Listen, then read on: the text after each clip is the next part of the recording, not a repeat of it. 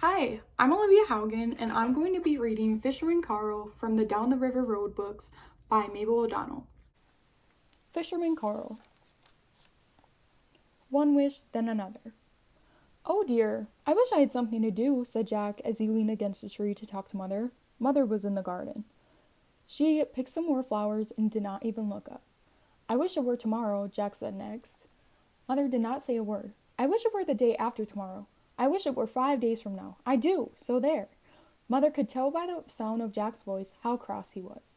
My, what a long face, she said as she looked up and smiled.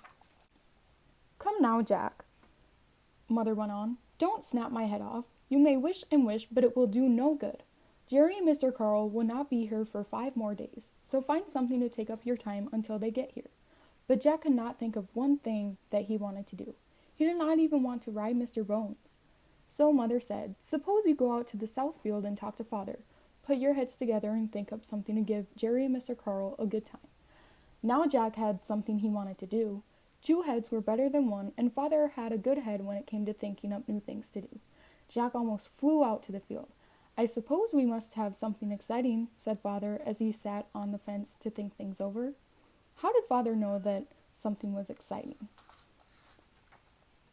Jack liked that word exciting. It made him think of moving day or taking a ride on a big airplane. Do you have any favorite words? How he did hope that Father could think of something exciting for Jerry and Mr. Carl to do. I don't suppose a ride on Mr. Bones or maybe climbing trees would be exciting enough, Jack asked to get the thinking started. Oh my, no, said Father. Such things may do for Jerry, but not for Mr. Carl. Can you picture Mr. Carl on a donkey or climbing trees?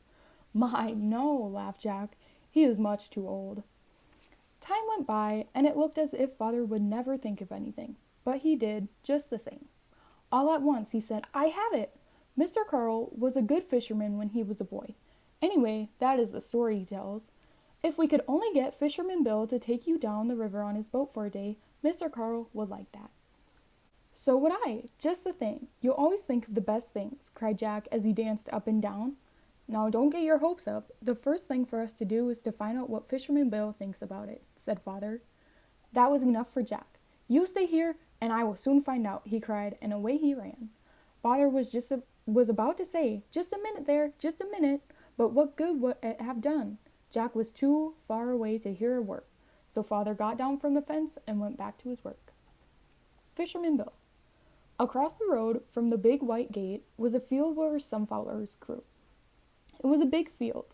It went on and on until it came to the banks of the sleepy little river. There on the bank of the river, in a little white house near a big tree, lived Fisherman Bill. For the next 10 minutes, Jack talked so much and so fast that Fisherman Bill could not make out one thing he said. So, just for fun, Fisherman Bill took Jack by the ear and walked him over to the big tree. Sit down on that box, he said, and don't say another word for 5 minutes.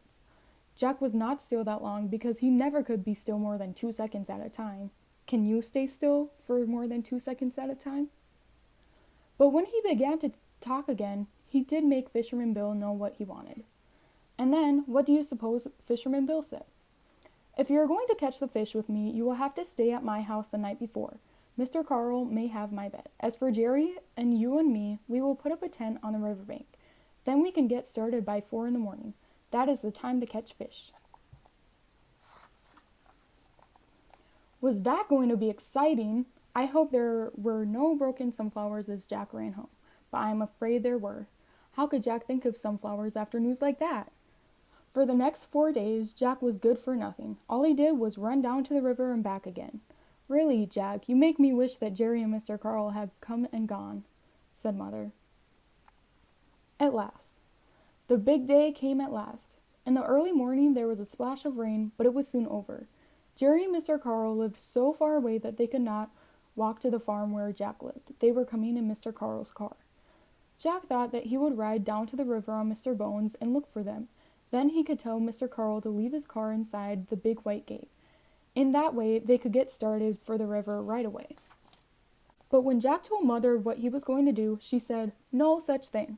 You are not going one step to Fisherman Bill's until sundown." When Mother talked like that, Jack knew that she was going to have her way about things. Anyway, he could ride down the road. Poor Mr. Bones. He went down the road and back again about 20 times that morning, and not even one apple did he get for all his work. Jack's dog could not make out what was going on, so he gave a bark or two and ran away to play with the hens and ducks. At last the car came. Jack had never been so happy to see anyone as he was to see Jerry and Mr. Carl. It did not take Jerry a minute to hop out and look Mr. Bones over. "He's much better than a pony, Jack, much better," cried Jerry. At first, Mr. Carl did not move. He just sat in the seat of the car and smiled one big smile. "Upon my word," said Mr. Carl, "what a donkey!" But when Mr. Carl did step out of the car, he talked to Mr. Bones as if that donkey were his best friend. "Hello, old man," he said. "I've heard so much about you. See, I did not forget you." Then Mr. Carl took a big red apple out of his pocket.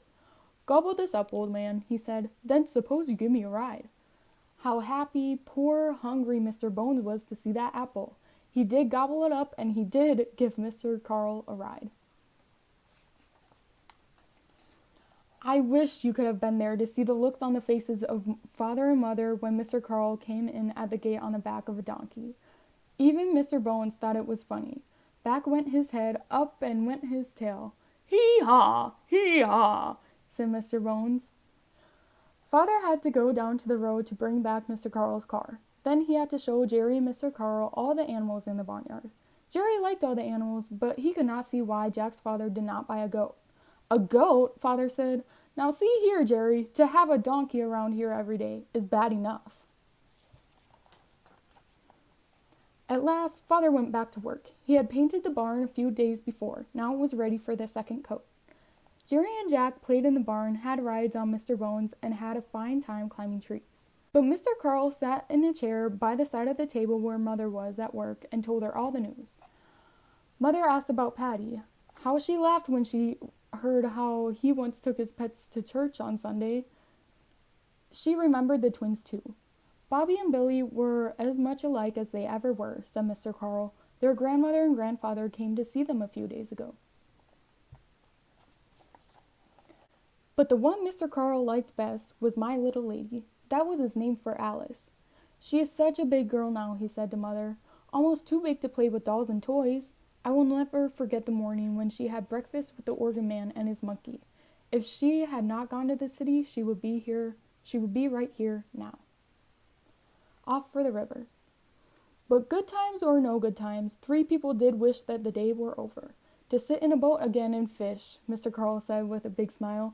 "Nothing would suit me better." "You're as bad as the boys," said Mother. "You will not be happy until you are on your way to the river." And then, because 3 people wanted so much to get started, Mother had to give in a little. Even in the dark, Jack could see a funny little smile in Fisherman Bill's eyes. Fisherman Bill was thinking of something, but if he thought something, he said nothing. What do you think Fisherman Bill was thinking? That was too bad for Mr. Carl, too.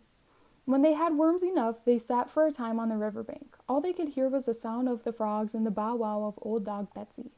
Once a turtle came up on the bank, then fell back into the water with a big splash. Mr. Carl sang a tune or two, and Fisherman Bill sang too. After that, they were tired enough to go to bed. "My, what a fine bed," said Mr. Carl to himself as he rolled in. "But don't forget, old man, good bed or no good bed, you must be the first one up in the morning." Do what he would, Mr. Carl could not go to sleep. The frogs were right near his window, and what a noise they made. He wanted to throw something at them. It took him a long time to get to sleep, and that was too bad for Mr. Carl, too. Mr. Carl, sleepyhead. "Be still. Don't say a word. Get up, but don't make a noise."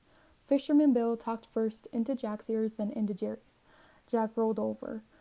"Time to get up," he started to say, but Fisherman Bill stopped him. "Get up and get ready," Fisherman Bill said. "Then follow me." And Jerry and Jack did. In a minute or two, they were on the bank of the river. "Be still, make no noise," said Fisherman Bill as they got into the boat. "We're going to catch fish for Mr. Carl's breakfast." "And leave him here?" asked Jerry. He almost fell into the water when he heard that news. It was such a surprise. "Yes, he can have a fine sleep," said Fisherman Bill with a big smile. "Then he can catch fish when the sun is up." Down the river went the boat. Down the river went Jerry and Jack and Fisherman Bill. But safe in his bed was tired Mr. Carl. How still it was on the riverbank in the early morning. Not as it was at home. No trucks, no streetcars, no wagons. Mr. Carl could sleep and sleep and sleep.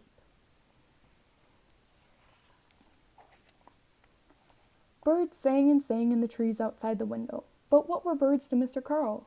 He had many birds in his white house. Every day he took a nap. Every day his birds sang and sang, and Mr. Carl did not even hear them. A still morning, a good bed, and a long, long sleep for Mr. Carl. Time went by, and back to the riverbank came the boat. I could not hope to tell you how still Jerry and Jack and Fisherman Bill were when they got out of the boat.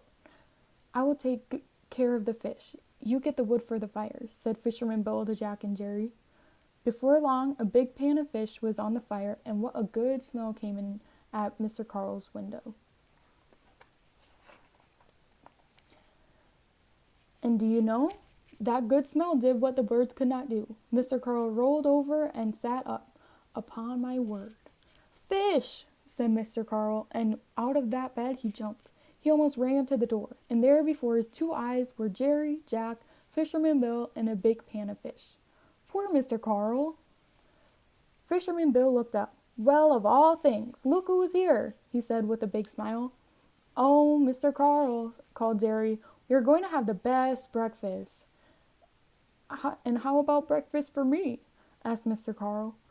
I'm afraid there is no breakfast here for you, said Fisherman Bill. Really, Mr. Carl, you will have to mend your ways. If you want fish for breakfast, you must get out of bed in the morning. By this time, Mr. Carl began to see the funny side of things.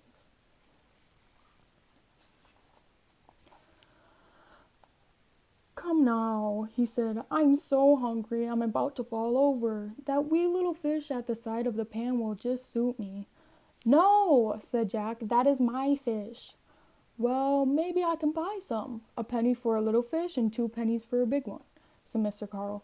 Not for any money, not even for $1, laughed Fisherman Bill. You must earn your breakfast, Fisherman Carl. There is the boat and the river. If you want fish for breakfast, suppose you catch some. All this time the smell grew better and better. At last the fish were done. Do you like the smell of fish? Then, do you know what happened? The 2 biggest fish in the pan were for Mr. Carl. They had been for Mr. Carl all the time, and oh, how much he liked them. Before long, the 4 fishermen were all in the boat, and I can tell you that this time Mr. Carl was the first one to hop in. Then, down the river they went, and what a day they had. The best time I have had in many a year, said Mr. Carl. And as far as I can see, you are the best fisherman in the boat, said Fisherman Bill. Mr. Carl was the best fisherman. He got 12 fish, 1 more than Fisherman Bill. Jerry got 5 and Jack got 6, and that was a pretty good catch for one day. Just as the sun went down, Jerry and Jack and Fisherman Carl walked back through the sunflowers. Thank you for such a fine time. Some day we will come again. Goodbye, goodbye, they called to Fisherman Bill as they walked along. All 3 had bundles to carry, and all 3 had their fish. Jerry had the biggest fish of all. How he did hug that fish as if he were afraid it would get away from him, and how he did wish that he could send it home for Mother to see. Do you know, boys, said Mr. Carl, when they were almost home, the best fish I ever ate were 2 fish I did not catch. Jerry and Jack knew what fish Mr. Carl was talking about. Do you? The end. I hope you liked the story about Fisherman Carl.